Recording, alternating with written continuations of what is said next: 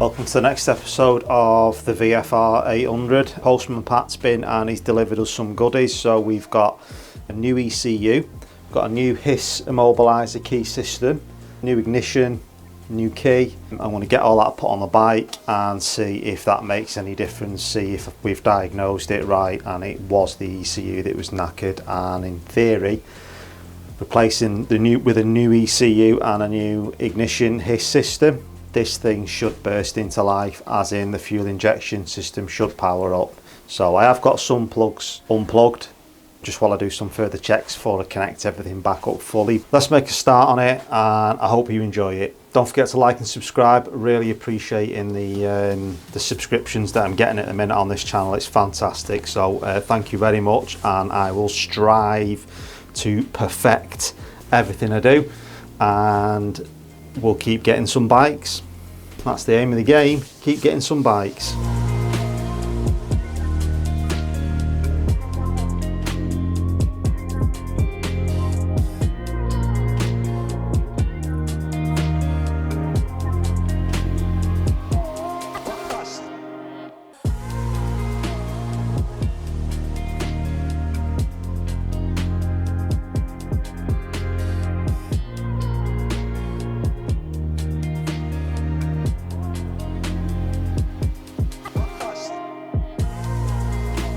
Moment of truth, I've reconnected the battery. It's got the new ECU on it, it's got the new HISS system there, there's the new key for the bike, so all this stuff's come off another bike. New key, new HISS, all plugged in, new ignition. That fuel injection light should power up red. Now it might power up red, which means excellent, it's working, and it might start flashing. In fact, it should start flashing, which is putting fault codes in the system, because I've got the actual wiring to the injectors disconnected, because until I've checked that loom going off to the injectors, I don't want to plug this in.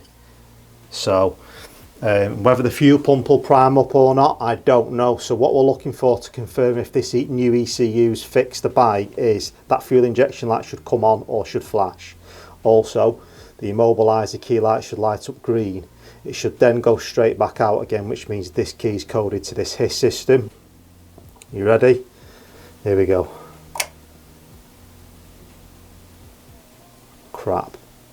I wonder if it is because they're disconnected.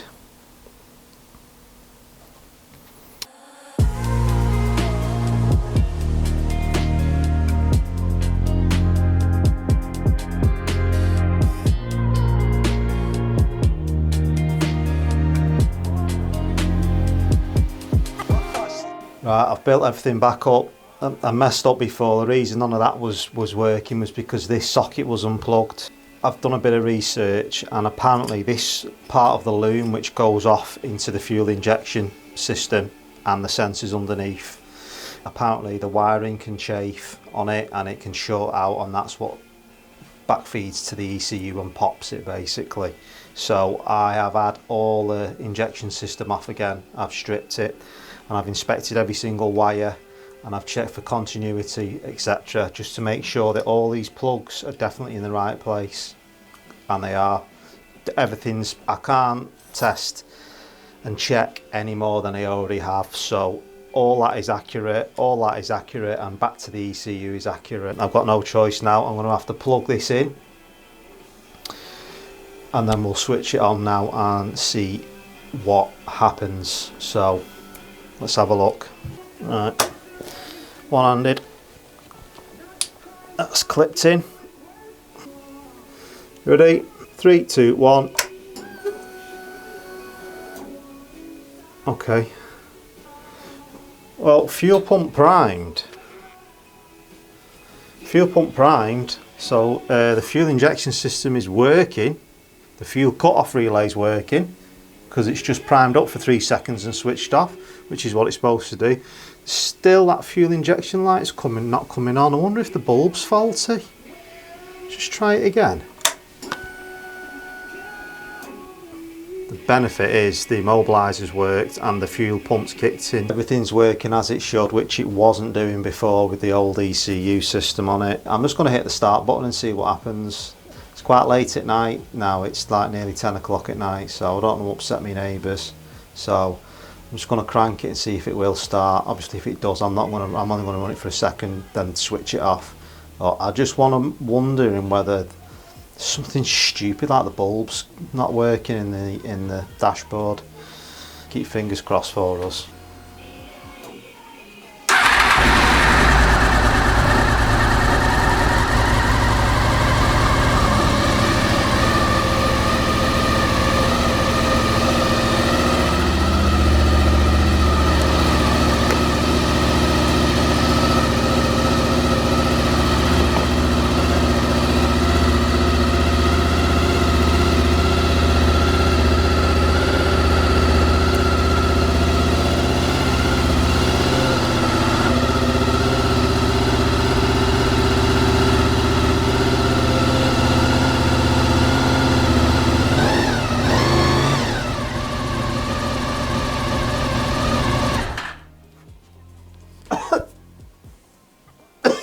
Okay, we're getting somewhere with this now. So I have removed the neutral light bulb out the dashboard, and I've put that into the fuel injection light as just a quick test. And fuel injection light now working. It was a blown bulb, must have been obviously when the ECUs popped in the system.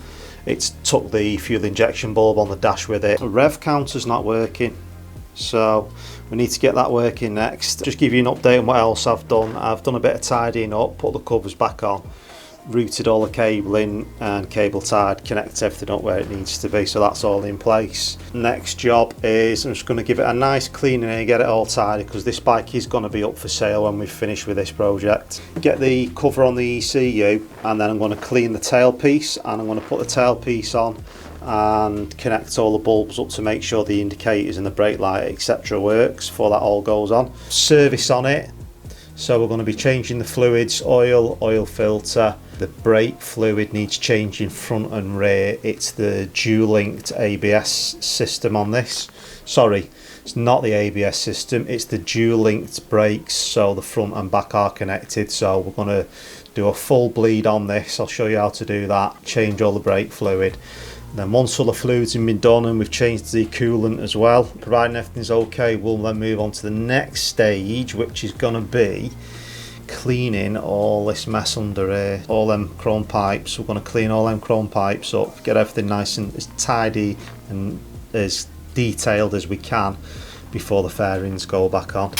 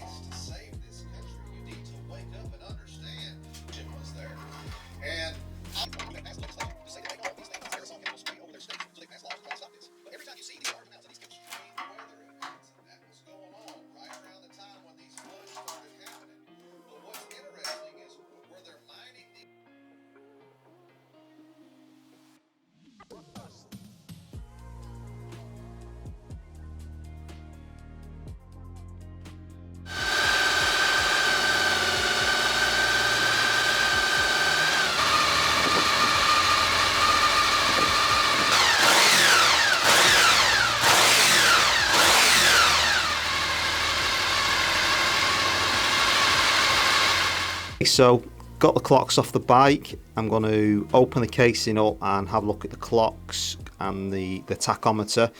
There's a capacitor on the side of each one of them, which I suspect has burnt out. I could be wrong, it could be something else, but I believe that may be the issue I've got with the rev counter not working, and it's going to be the speedo that's not working as well, because I believe they're on the same circuit. So I'll check back in a minute. I'll do a time lapse on it, and I'll get these strips open.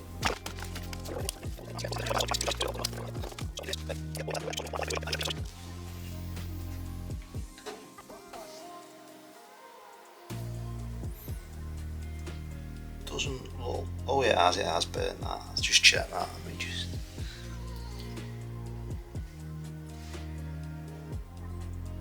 I've replaced the resistor in the speedo and the rev counter. As you can see on the picture when I was pointing at them, they were burnt out. So they're 30 ohm. So I've replaced one in each clock because both of them look like they were totally fried. So done all that, built them back up. So let's get them thrown on the bike, and then hopefully let's see if that has fixed the clocks. Right, we're plugged in, we're on.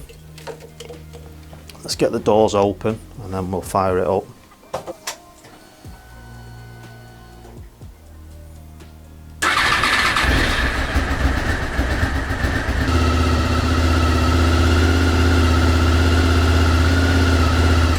Unfortunately, that's going to have to be it for this week on this one. I've got to sort the clocks out, need to do a bit more diagnosing to find out what's going on with them. Hopefully by the next episode I'll have the clocks fixed for you.